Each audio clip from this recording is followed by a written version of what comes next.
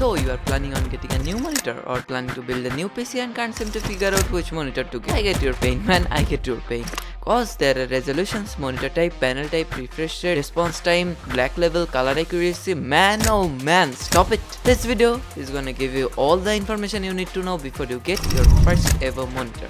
So sit back, relax and enjoy, cause it's time for Monitor 101. Size. Monitor can be divided into a lot of size classes from 20 to 49 inches. But the famous ones are 24 and 27 inches. 32 inches is not a bad option in my opinion. But best budget ones are 24 inches with a budget around $100 to $150. 27 inches are the popular choice for most gamers and heavy users who want a bigger surface area with a starting price of $240 to $250. So what's resolution? Resolution refers to the number of horizontal pixels and the vertical pixels on a screen. Basically, the higher this number is, the sharper the image we will get. Currently, the standard resolution is 1080p with 1920 horizontal and 1080 vertical pixels. The 27 and 32 inches monitors will have the same resolution, but because the screen is bigger and the number of pixels is spread in a large area, that can result in a softer and more fuzzier image. The solution to this would be a monitor with a higher resolution like 1440p or 2160p, which is common in expensive 27-inch and 32-inch models and all the models above that, which will result in a overall sharper image. So now let's look at the 4K screens. They have a 3840 by 2160 resolution. As a result, the image is extremely sharp and detailed. These are recommended for mostly graphic designers and video editors or filmmakers or any other creative professional. They are noticeably more expensive than any HD or 2K monitors. And honestly speaking, it's kinda overkill for most users because gaming in 4K requires a serious beefy PC which is not usually accessible for an average Joe. And then let's end it with 8K. In one sentence, you don't need to know about it.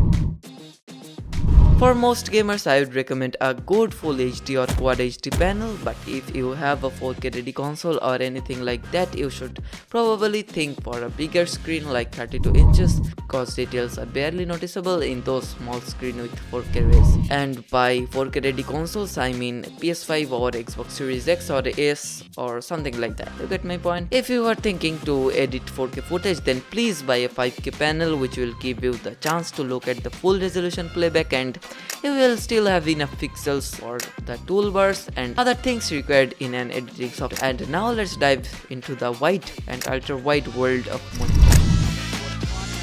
Ultra wides generally have a 21:9 aspect ratio, and the super ultra wides have a aspect ratio of 32:9. These are great for multitasking and more immersive gameplay experience. Gamers who want an ultra wide should go with 29-inch 2560 by 1080 or a 34-inch 3440 by 1440. The professionals, 49-inch super ultra wide should be the perfect choice for you.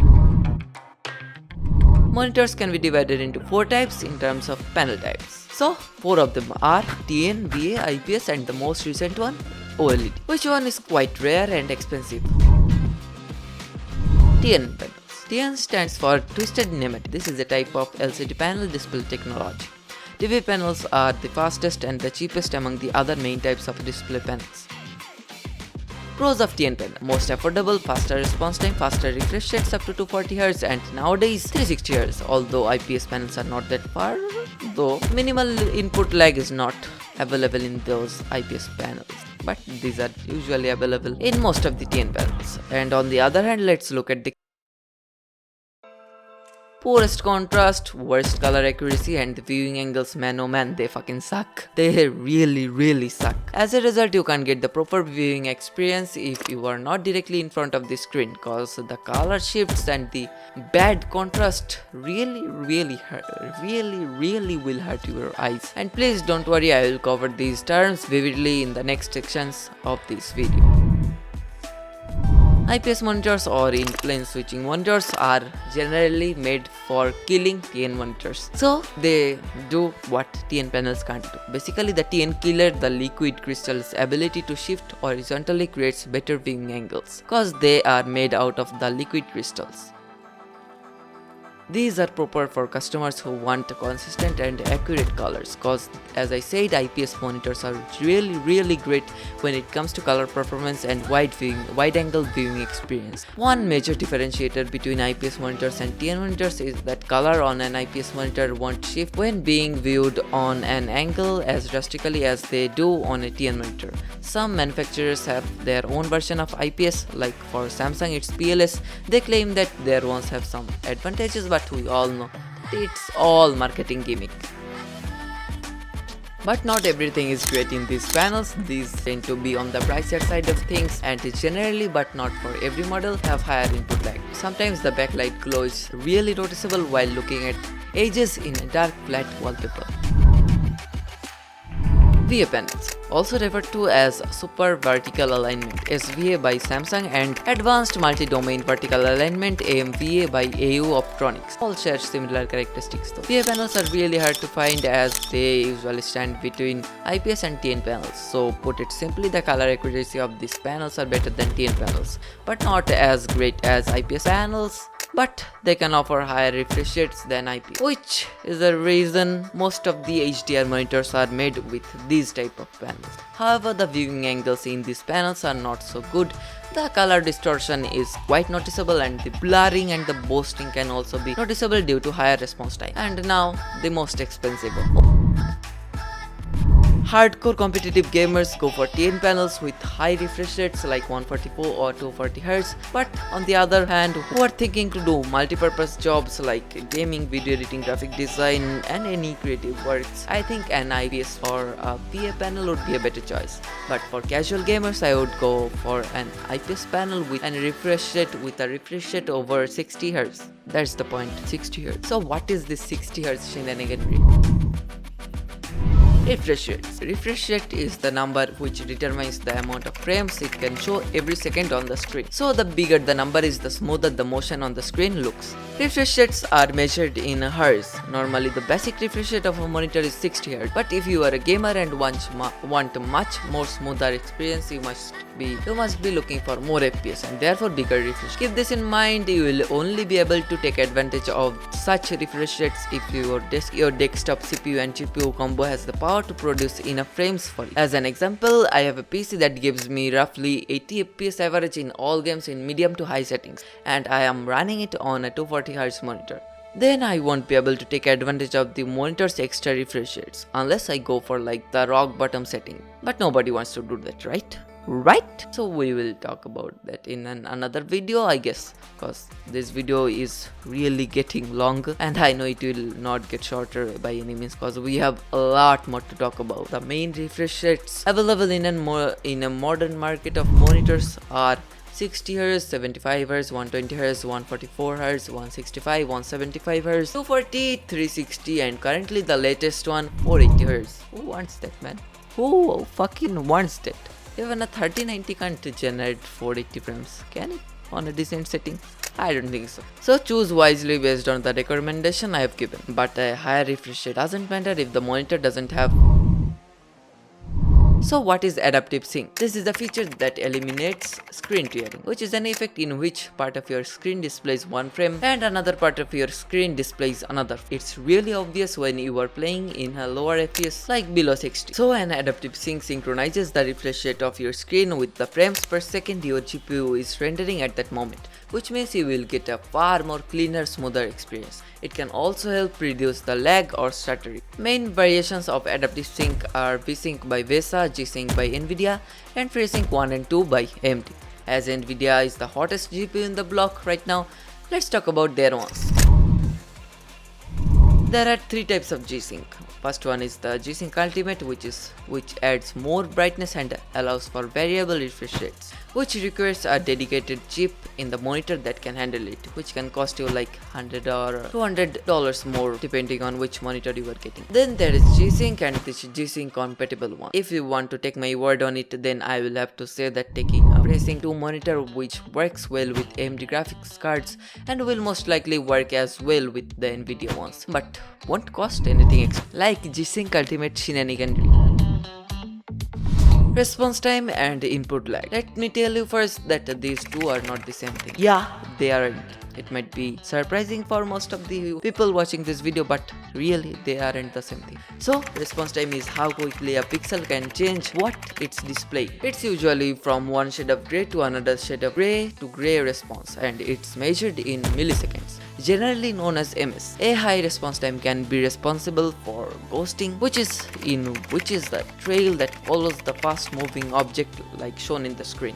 So now when we are looking through the perspective of panel types, input lag is a delay that occurs between a graphics card rendering an image and displaying it on the monitor. Just like the delay between clicking the mouse button and your in-game character firing these two things are measured together. Usually a combined delay of 50 ms is bearable, but a number below 10 ms is ideal. Response time doesn't matter if the image is not high dynamic range. HDR. It's not like it's not that it doesn't matter. I just said that for a good transition. So what's HDR? HDR makes the difference in contrast of dark and bright things in the screen more noticeable. So if the game or program is HDR compatible, then the result can be extremely impressive. Maximum brightness levels can also matter by the way it's measured in nits. The highest score, the better. There are basically three types of HDR in the case of looking through the lenses of brightness. First level, Besa HDR 400. Second level, HDR 600 with 600 nits of brightness. And the final one, Premium HDR 1000. There is a quote, fake it till you make it. Kinemon-sama, thank you. So start worrying for your pocket if you truly want the quote-unquote true HDR. Spending the extra fortune on HDR can be worth it if you plan on using them with your HDR ready consoles or watching a lot of HDR movies and TV shows. Don't push your luck trying HDR on PC games cause they are really troublesome. They are patchy at best. Some games are applying the quote, as I said previously. You know what I mean, man. And trying to fake it by applying a filter over it, but the dynamic range isn't improved at all. Is that fucking matters if the color accuracy isn't perfect?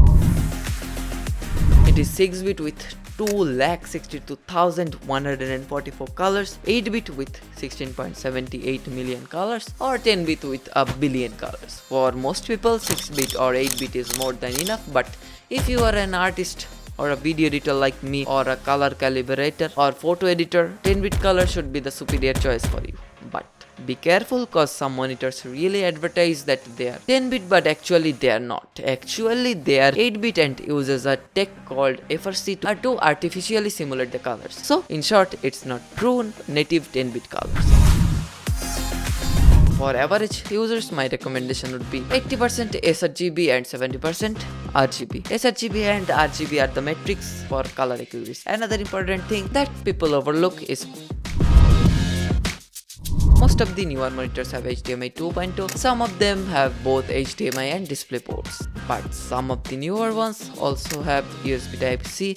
Also in some cases there are mini HDMI, and here point to be noted is that I support DisplayPort cause 1.2 supports high refresh rates and 4K 60 and DisplayPorts 1.4 supports up to 8K. There is also HDMI 2.1, but that's not that much available right now in the cheaper models of monitors, so let's skip that cause it's an 101 video. Nobody wants to go that deep.